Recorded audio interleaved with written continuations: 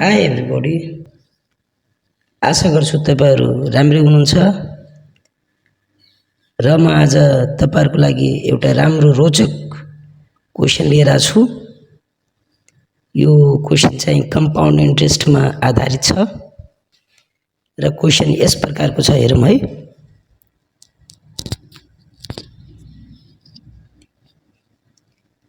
A person deposit Rs 5 lakh in bank for 2 years at 10% per annum interest being compounded half yearly. र पहिलो लाइनमा के भन्यो, a person deposit Rs 5 lakh in bank, एउटा व्यक्तिले 5 लाख बैंकमा जम्मा गर्यो 2 वर्षको लागि र 10% को दरले कंपाउंड इन्ट्रेस्टमा। तर कसरी भइरहेको छ, हाफ इयरली कंपाउंडिङ भइरहेको छ, यानी वर्षको 2 पटक कंपाउंडिङ भयो। But after 1 year the bank change it's policy, तर 1 वर्षपछि बैंकले आफ्नो पोलिसी चेन्ज गरिदियो र के गर्यो, decide to give compound interest compounded quarterly at same rate. र बैंकले आफ्नो पोलिसी चेन्ज गरेर त्यसलाई फेरि कंपाउंडिङ क्वार्टरली गरायो सेम रेटमा 1 वर्षको लागि, यानी कि बैंकले फेरि 1 वर्षमा 4 पटक कंपाउंडिङ गरायो क्वार्टरली बेसिसमा। So according to the government rule, लास्टमा के भन्यो, गभर्नमेंट रूल अनुसार 5% इज लेविड अन इन्ट्रेस्ट। प्रत्येक वर्षको ब्याजमा सरकारले, गभर्नमेन्टले 5% टैक्स काट्दो रहेछ। अब एमा find the interest of first year after deducing the tax. पहिलो वर्षको इन्ट्रेस्ट ट्याक्स काटिसकेपछि कति हुन्छ, and find the interest of second year after deducing the tax. र दोस्रो वर्षको इन्ट्रेस्ट कति हुन्छ ट्याक्स काटिसकेपछि। र साथै what is the difference between the interest of first year and the second year deducing the tax. Tax काटिसकेपछि पहिलो वर्ष र दोस्रो वर्षको ब्याज दरमा कति प्रतिशत फरक छ, यो पत्ता लगाउनु पर्यो। ल अब हामी आफ्नो सल्युसनतिर जाम है। सल्युसन सर्वप्रथम के गर्नु पर्यो, हामीले गिभन पार्टमा के दिएछ त्यो टक्क लेखिहालौँ है। Sum of money in bank, that is principal sum of money Rs 5 lakh र प्रिन्सिपल सम अफ मनी कति जम्मा भयो बैंकमा 5 lakh for time t equal to 2 year। कति वर्षको लागि व्यक्तिले जम्मा गर्यो, 2 वर्षको लागि, at rate r equal to 10% per annum.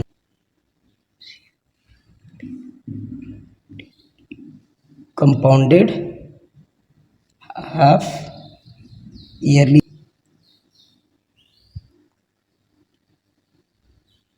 After 1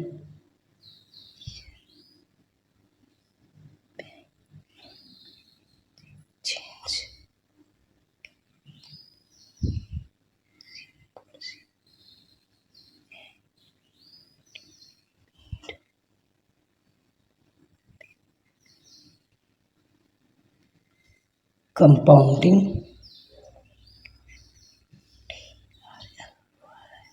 quarterly at rate r equal to again 10%। 1 वर्षपछि बैंकले आफ्नो पोलिसी चेन्ज गर्यो र कंपाउंडिङ कसरी गर्यो, क्वार्टरली बेसिसमा सेम रेटमा आर इक्वल टू 10%। ट्याक्स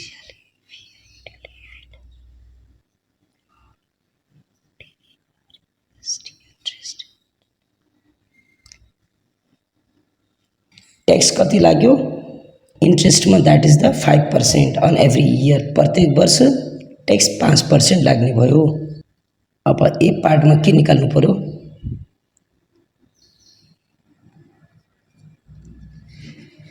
गएरमा ए पार्टमा के निकाल्न छ, find the interest of first year after deducing the tax.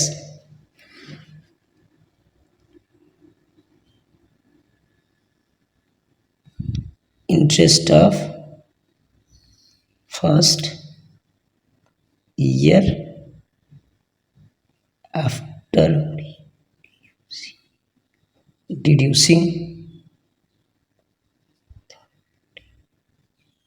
Tax of 5%, that is CI 1 हामीले निकाल्नु पर्ने भयो, यानी CI फर्स्ट निकाल्नु पर्यो। पहिलो वर्षको compound interest after deducing the tax कति आउँछ, CI of first year same annually compound interest निकालौँ फर्स्ट इयरको लागि। फर्मुला के हुन्छ, P bracket 1 plus R upon 200 to the power 2t minus 1, त्यसपछि पी 1 प्लस आर भनेको कति पर्सेंट हो हाम्रो, 10%। So 10 by 200 power 2 into time is 1 year minus 1 plus 0.05 power 2 minus 1 भयो र यो 1 प्लस 0.5 को पावर 2 माइनस 1 1.05 को पावर 2 गर्दाखेरि यो कति आयो हाम्रो 1.1025 माइनस 1। अब प्रिन्सिपल सम अफ मनी कति हो हाम्रो, principal sum of money 5 lakh.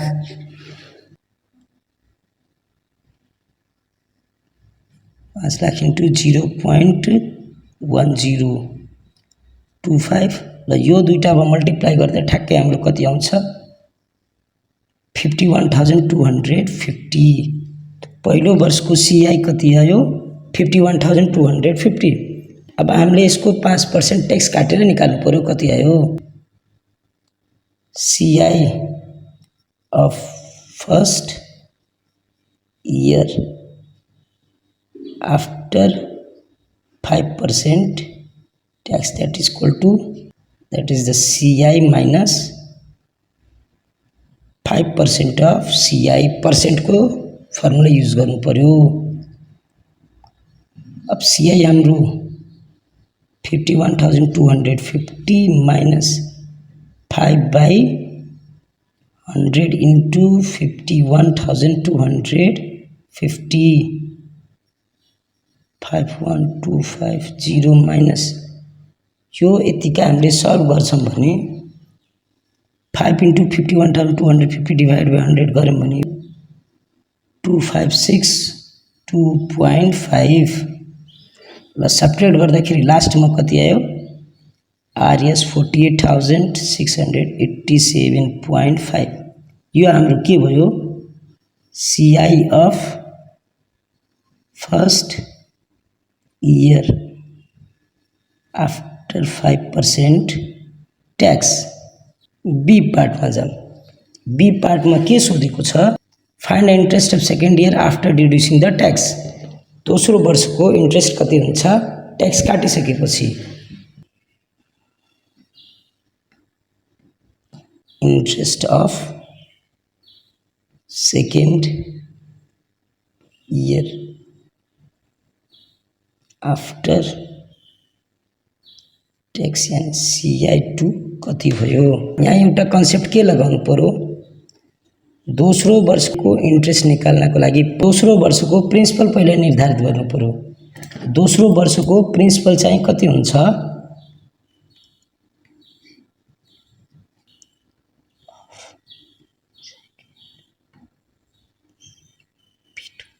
पहिलो वर्षको अमाउन्ट बराबर, र पहिलो वर्षको अमाउन्ट भनेको principal plus CI1 CI of first year after 5% tax. दोस्रो वर्षको प्रिन्सिपल भनेको पहिलो वर्षको एमाउन्ट बराबर। पहिलो वर्षको एमाउन्ट के हुन्छ? Principal plus interest 5 lakh plus interest कति आयो after the tax, that is 48,687.5।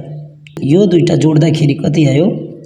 5,48,687 रुपियाँ र 50 पैसा। अब हामीले दोस्रो वर्षको प्रिन्सिपल निकाल्यौँ। अब हामीले के निकाल्ने हो? दोस्रो वर्षको interest. CI of second year, दोस्रो वर्षको कम्पाउन्ड इन्ट्रेस्ट क्वार्टरली बेसिसमा। त्यसो भए क्वार्टरलीको अब फर्मुला लगाऊँ, that is P1 plus R by 400 power 40 minus 1 P1 plus rate भनेको हाम्रो सेम थियो भनेपछि कति आयो? 10 by 400 power 4 into time is 1 year minus 1 plus 10 divide by 400 1.025 power 4 minus 1। ल यो अब दुईटा जोड्दाखेरि 10 डिवाइड बाई 400 कति? 0.025 पावर 4। ल यो दुईटा जोड्दाखेरि 1.025 पावर 4 माइनस 1 1.025 पावर 4 यो कति भयो हाम्रो? 1.1038128,906 माइनस 1। दोस्रो वर्षको प्रिन्सिपल P2 हुँदाखेरि P2 यो हाम्रो कति हो? 5,48,687.5 राख्ने इन्टु 1.1038128,906 माइनस 1 गर्दाखेरि कति आयो? 0.1038128,906। यो दुईटा मल्टिप्लाई गर्दाखेरि 56,960.84 जो हाम्रो सेकेन्ड इयरको कम्पाउन्ड इन्ट्रेस्ट। अब हामीले यसमा के गर्नु पर्यो? 5% ट्याक्सलाई डिड्युस गर्नु पर्यो, यानी घटाउनु पर्यो। अब त्यसको लागि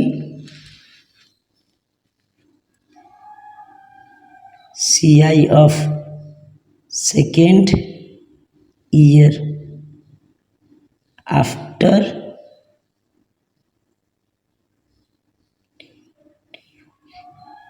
डिड्युसिङ tax, that is equal to के आयो? सीआई माइनस 5% अफ सीआई र सीआई हाम्रो कति हो सेकेन्ड इयरको? 56,960.84 minus 5/100 into 56,960.84 56,960.84 minus 5 into 56,960.84 divide by 100 यो गर्दाखेरि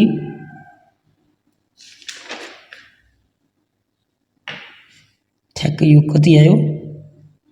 2,848.04 र यो दुईटा घटाउँदा लास्टमा हाम्रो कति आयो? 54,112.8। त्यसो भए यो हाम्रो CI of second year after deducing tax हो। ट्याक्स काटिसकेपछि 54,112.8 रुपिस यो सेकेन्ड इयरको इन्ट्रेस्ट आयो। र सी सेक्सनमा हामीले ट्याक्स काटिसकेपछि पहिलो वर्ष र दोस्रो वर्षको इन्ट्रेस्टमा कति पर्सेन्ट फरक आयो, कति पर्सेन्ट डिफरेन्स आयो यो निकाल्नु पर्यो। Percentage difference of CI of first year and second year after reducing tax, that is equal to second year को कंपाउंड इंट्रेस्ट फर्स्ट ईयर भन्दा धेरै छ। फर्मुला हाम्रो के भयो, CIF second year after tax minus CIF first year after tax upon CIF first year after tax into 100%। Second year को interest कति after tax, that is the 54,112.8 minus, अनि साथियों फर्स्ट ईयर को टैक्स कति छ 48,687.5 687.5 यो फर्स्ट ईयर को interest भयो आफ्टर टैक्स, यो सेकेंड ईयर को इंट्रेस्ट भयो after tax upon CIF first year after tax, that is the 48,687.5 into 100। यो दुईटा सब्ट्रेक्ट गर्दाखेरि हाम्रो 5,425.3 अपन 48,687.5 इंटू 100 र 100 सित 5,425.3 लाई मल्टिप्लाई गर्दा 54,253 अपन 48,687.5 र यो डिवाइड गर्दा हाम्रो कति आयो 11.14%। यो हाम्रो final answer. Thanks for watching the video. If you like, hit the like button and subscribe the channel. Thank you.